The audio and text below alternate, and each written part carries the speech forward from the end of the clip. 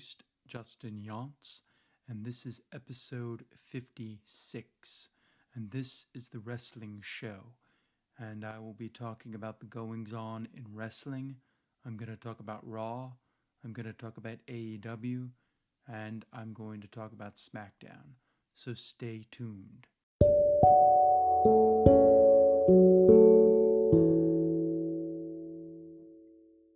On wrestling and the goings on, let's start with the first thing that really caught my eye this week was, The Undertaker. He went on Joe Rogan's podcast and he kind of called out modern day professional wrestling and said he thinks it's too soft.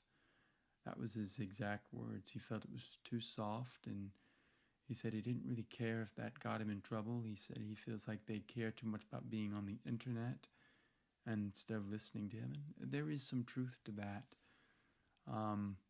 He also feels that when Austin, Triple H, and him were all coming up together and Rock, they were all facing each other, and they didn't have enough people that got that rub off onto the next generation. And I think there is some truth to that. I think the style being softer in some ways, I don't know. We could be talking about the 1980s, but one of the criticisms I heard from people on the boards is they were saying that they felt Taker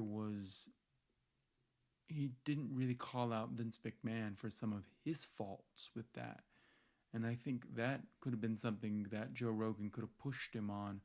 But since he doesn't really have product knowledge, he doesn't know to ask that question. But if I was talking to Taker, I would probably ask him and be like, well, how do you feel about, Vince McMahon and his constant changing of the script? I mean, it makes it harder for them, and the constant handcuffing of the talent. The talent feels like they're walking on eggshells. They don't feel like they can really branch out. Now, I know Stone Cold Steve Austin has said, you got to take that chance, but this day and age, it's hard to take chances. So I think there's some truth there to that, but I think there's some things that he could have been pushed back on. So I thought that was interesting. It was a pretty cool conversation he had. He was very honest and down to earth, and you got to hear the Undertaker curse, and he just talked like one of the guys.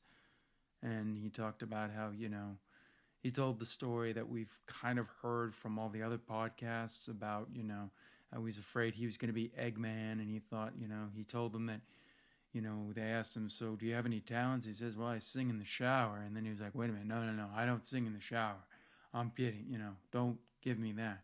He thought he would be the sing in the shower guy, and he talked about how some of those manipulating things. He talked about, one thing I didn't know about was how he, Buzz Sawyer pretty much just took his money and ran, and they just kind of beat you up and dragged you out, and it was kind of a miracle that, he got in, that he met some guy in the gym, and he was going to maybe go and play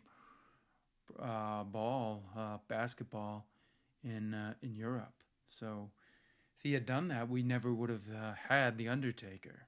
So we have this guy in the gym to thank for that. Moving on, so New Japan has announced that in Sakura, Genesis will be on April 4th. So that's always a good show. So that's something interesting to look forward to. WWE is filming their India special, which is called WWE Superstar Spectacle. And from all reports, you can read the spoilers out there. Drew McIntyre does wrestle on that show, so I guess he's back from his COVID scare. One of the things that really excited me is on January 30th, 2021, WWE Backstage on FS1 returns for one night only, and they're bringing back Renee Young and Booker T and Paige. And maybe we'll get CM Punk. Who knows? Maybe that'll be a surprise. But that should be something interesting to look forward to. Because I really enjoyed that show before it got canceled. you could tell WWE had really no hand in it, and it was the Fox guys really producing them, and they just kind of put Kevin Dunn's name on it, but they really didn't have anything to do with it. Because there's no way WWE was going to get CM Punk. They, from all points and things that I've read, they don't like him and they despise him, and he's the one guy Vince McMahon doesn't want to do business with. So hopefully maybe CM Punk will come back to AEW. Sorry, that's going off on a little rant there. Hoping for that. Tony Khan was on Renee Young's podcast, and he said that, they are looking at getting a third hour, but a third show, not a third hour like Raw, where we'd have to sit through 3 hours of Dynamite. No, a separate hour. Hopefully, maybe Saturdays they might put it on. Who knows? But that is something that is coming, and that should be good to see. I'm excited to see what they do. They have so much talent, and they really do need that. They need that third show. I hope it's not just enhancement matches, kind of like AEW Dark. I hope it has something to do with the main storylines in some ways, so that we, kind of get 1 and 2. I think he's smart enough to realize that they need to do that, so that'll be cool. Shaq is going to be returning to AEW on Wednesday, so that's exciting, and let's see what he does. And then the other going on we had was WrestleMania. We found out we'll be in Tampa. 37 will be in Tampa. It's going to be on April 10th and April 11th.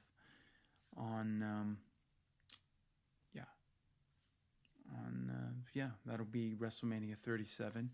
But then they announced WrestleMania 38 will be in AT&T Stadium back in Texas. So back in Dallas. And then WrestleMania 39 will be in Hollywood. And a lot of people have speculated that if Rock is going to come back, that will probably be the show. Although I could see him coming back for AT&T Stadium as well. They could have him back for both those shows.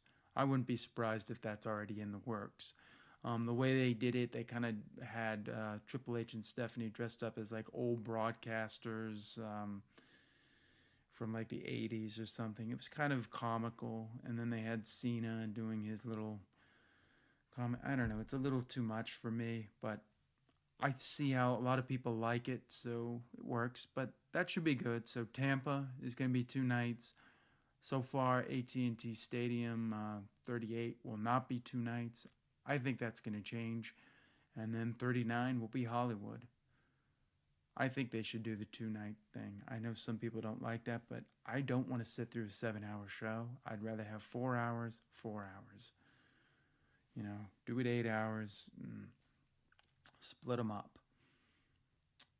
Then we found out Sting is returning for a match. It will be Sting and Darby Allin versus Ricky Starks and Brian Cage in a street fight. And that'll probably be some kind of cinematic match. So that's the goings on in pro wrestling. I've got to be honest with you. I thought AEW was okay. Thought SmackDown was okay.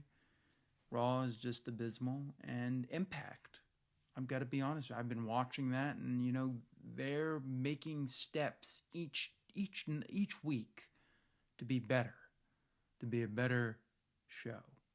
So I think Impact it's one to be watching for. But yeah, that's about all. Royal Rumble is gearing around. That's going to be next week. So, that'll be the kickoff to WrestleMania. And it looks like we're going to be starting the path to AEW Revolution. And should be good wrestling all around. And hopefully, I have to say this, New Japan will bring back Jay White at maybe the February show, so that he can either win the New Japan Cup, which will probably be the guy who goes to Dominion. I think that would be an interesting thing to do with him. So yeah, and so when we come back, I will talk about Raw, AEW and SmackDown.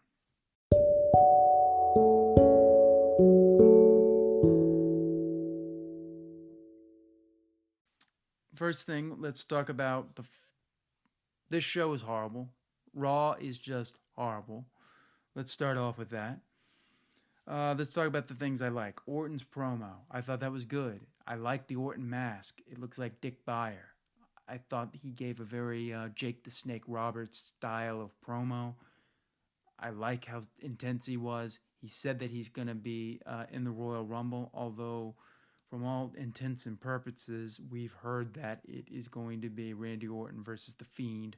So The Fiend probably will be returning on this week's Raw. So that's something to kind of look forward to. Drew McIntyre's promo was really good. I like that. AJ Styles versus Ricochet, really good match. AJ Styles won.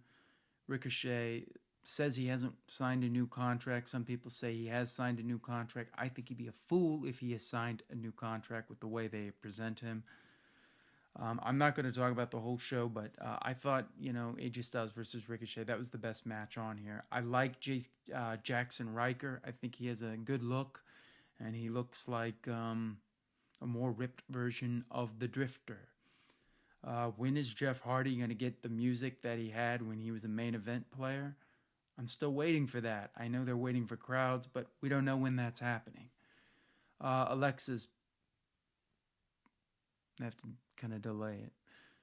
Playground with Asuka was kind of made Asuka look like a fool because she, was like, I want to dance, and she started dancing, and then she was afraid of Bliss. So I can't say the name, or my, device will go off. So then the main event was Alexa Bliss versus Asuka. That's so nice. Just ask me what you'd like me to do, and I'll try my best to help. Say it to me. I can't say her name. So we're just going to call her Bliss. Bliss versus Asuka. They had a pretty good match, and then in mid-match, Bliss turned into, the Fiend Bliss. She beat Asuka with the Sister Abigail, and then she stood in the middle of the ring, and there was a laugh, and we heard the "Let Me In," and then that was it. That was the end of the show. Now let's talk about the things I absolutely hated. I hate that they're turning Ric Flair heel. I think it's dumb. Charlotte Flair beat Peyton Royce. Okay match, but they're trying to turn Flair heel, and now she's aligned with Lacey Evans. Who cares? This is a mistake. We don't need Lacey Evans with Ric Flair. I mean, why is he being a heel at this point in his career? I just think that's a mistake. They did this promo with Riddle backstage with the Hurt Business, and Lashley stomped on his foot.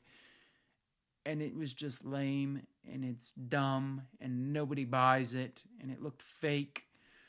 And Riddle doing this, bro, man, hey, man, just like, okay, that's cool, but he has like no direction. It's almost worse than RVD. They're making me hate Riddle because I hate the way he's being portrayed. I hope he's getting paid really well, but this is just awful. Now, we don't know if he's signed a new contract, but I thought that was awful. He teamed with Lucha House Party to face the Hurt Business. Who cares? It was awful. And then we had the Dirt Sheet, which they were promising Goldberg. Lo and behold, to our surprise, it was not Goldberg, it was Gilbert. So false advertising from them. And then they brought out a guy from Harold and Kumar who was dressed as Drew McIntyre, and they did funny jokes, and it was not funny. And I absolutely hated it. So that was the show. And then we did a thing with, another thing I hated on the show. We had... So Shayna Baszler and Nia Jax. Shayna Baszler took on Mandy Rose. Nia Jax was on commentary, and then she was upset because They might get a rematch. No one was able to understand. It's just awful. It's bad acting. It's bad writing. It's bad everything. I don't know who likes this. It's like they're writing for one man. His name is Vince McMahon. So that was the show. Let's talk about Impact. I thought Impact was good. We had the Good Brothers doing a promo. They were confronted by Chris Sabin and James Storm. So he's back to fill in for Alex Shelley for a little bit. And then we had the invasion of Matt Hardy and Private Party. And Private Party wanted the tag titles, so they set up a match with Private Party versus Sabin and Storm. Private Party won. I gotta say, I like what Impact is doing. It looks like they're building their show each week, and it's just getting better and better. I think they're putting a lot of work into it.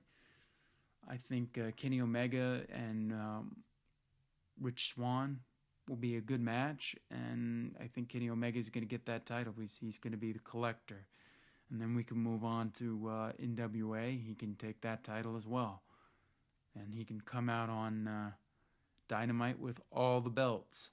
But I thought this was a good show. It had a nice flow to it. There's nothing else really memorable on the show, but I can see the steps they're building to it. And so it's Private Party versus the Good Brothers for the Impact Tag Titles. And there you go. Oh, and Tony Khan and Jerry Lynn were there as on-screen characters. So that was good. So when we come back, I will talk about AEW and SmackDown.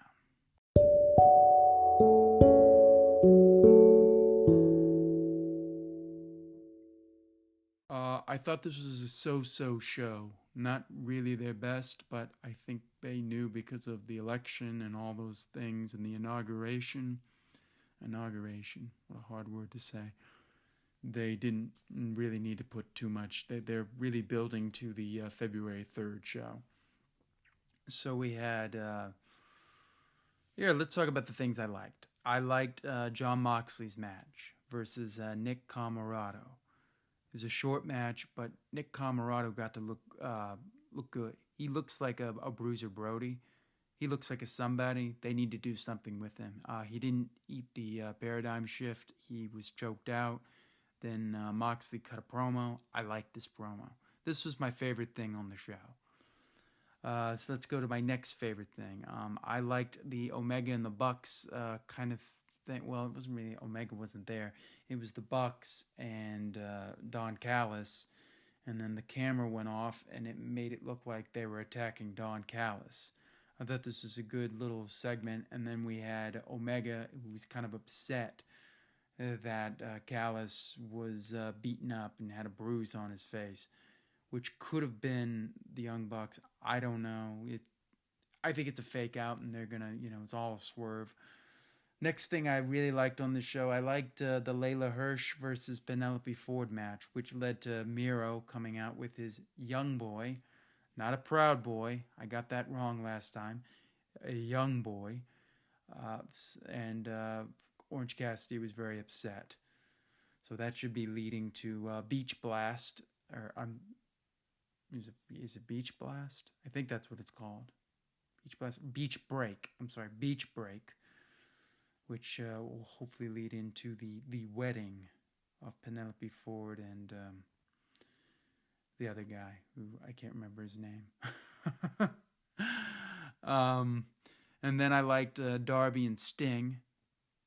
Sting said, he wanted to, congratulate them, and that kind of led to the match, which we're going to see at AEW Revolution. It will be Sting and Darby Allin versus Ricky Starks and Brian Cage, and that should be cool. I think a lot of people will be excited to see what they do with Sting. The next thing, those are the things I really liked on the show. I really liked the Jon Moxley match.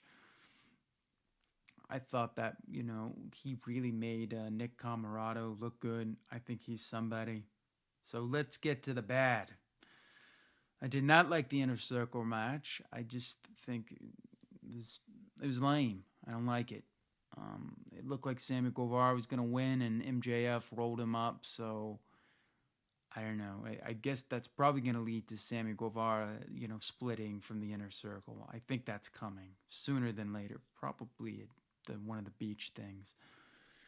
The birthday party I thought was too much. It's nice that they gave -1, which is Brody Lee's son, a thing, but I thought this felt like something that should be done after the show, or maybe on an AEW Dark. They've only got so much time and to put that on there, but I think they realized that the ratings weren't going to be that great. It's a good match. TH2 and Luther and Serpentico. I don't know why Luther's on my television screen other than that he's a friend of Jericho's. I don't see it. I know he's a big deal long ago, but that time is past. Why is he there? He went into the cake and Serpentico took a cane shot. It was a nice little thing. So Dark Order's, face. Then we had Hangman Page. They wanted him to join. He said he's already done that, been in a group, and he kind of left. And they had a banner that said he said yes. That came down because they were expecting him to say yes when he said no. So that was funny. That was a nice little comedy there. So yeah, I did. So it was kind of half and half. I did not like the Cody versus Peter Avalon match. It felt like a WWE thing. They had the Jade Cargill come out and distract him, and I'm just like, no, that's not AEW. That's not what we want. So this was a so-so show. It felt more like a WWE show, but much better worked, more fluid string. But so I don't know. The next week I think is going to be, or this week will be the good show probably. So now moving on, let's go to SmackDown, which was, let's call it the Roman Reigns show. Roman Reigns did a promo with Adam Pearce, which led to Paul Heyman versus Pearce. And throughout the night, they teased that Adam Pearce was going to, beat up Paul Heyman because, Roman Reigns said, you got to handle your own business. And I'm like, it's WWE. We know that's not going to end up there. So it's lame. I don't like them doing that stuff. I keep saying lame. That's almost becoming my wonderful. I did not like this. It's too, I knew what was coming. Kevin Owens cut a promo in the car. I liked this promo. I thought it was cool. He was like, look, you haven't beaten me one-on-one. I don't think he's going to beat him one-on-one again in the last man standing match, but that's what they're building to. So maybe they'll pay it off. So then Adam Pearce versus Paul Heyman. Paul Heyman had his hands taped up, but he had a suit coat on, so you knew Roman Reigns was coming out. Roman Reigns came out and started beating up on Pearce, and he was going to throw him off the stage when Kevin Owens showed up and beat him up. And finally, he got to one-up Roman Reigns, and he beat the crap out of him. He hit the stunner, he hit the pop-up powerbomb, through the table. It was good stuff. I thought this was good. It was good, finally, Owens got some comeuppance on we got some comeuppance on Roman Reigns. So I like that. Roman Reigns continues to cut really good promos. He really knows his character. He's the guy. He's the tribal chief, and he runs the show. I like it. He says he's been carrying this company on his back for he doesn't know how many years. It was really good. The next thing I liked was Daniel Bryan's promo. Him talking about how important it was for him to win the Royal Rumble, which probably means he is going to win the Royal Rumble. Cesaro came out and said, he's tired of it. So Daniel Bryan said, why don't we put these microphones down and let's have a fight? He didn't want to have a fight. Dolph Ziggler came out. Cesaro won in a 4-minute match. This was good too. So Daniel Bryan, I think, is pretty much poised to win the Royal Rumble. I don't, unless Rock is coming back, I don't see what else they're going to do. I don't want to see John Cena and Roman Reigns. I think that will be an atrocious match, and I don't want to see it. So hopefully that will be where we're going. And then I think it's going to be The Fiend and Drew McIntyre, and then Edge and Orton. And I think those are going to be the three main and then I think Triple H and AJ Styles. I think that's going to happen. Sasha Banks versus Reginald. Sasha Banks continues to get the most out of the least. Really good stuff. Good stuff from her. So those are the things I liked. Bayley and Bianca Belair in an obstacle course match. This is straight out of the Vince McMahon playback book. I hated this. I thought this was horrible. Dumb.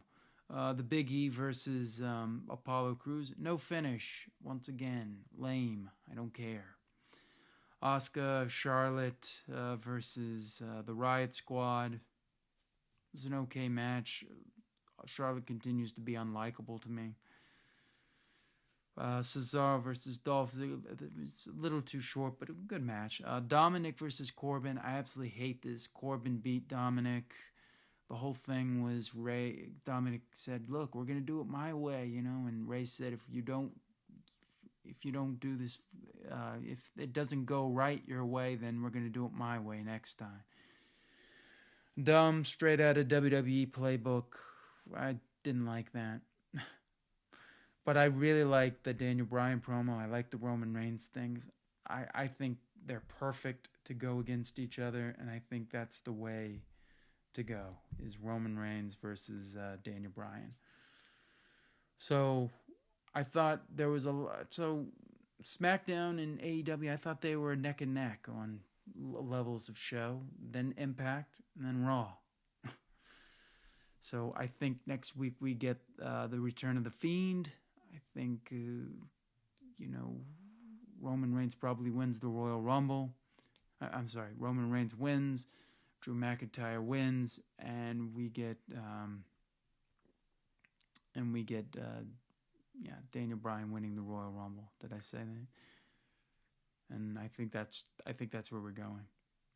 Unless Rock is coming back, or I don't know.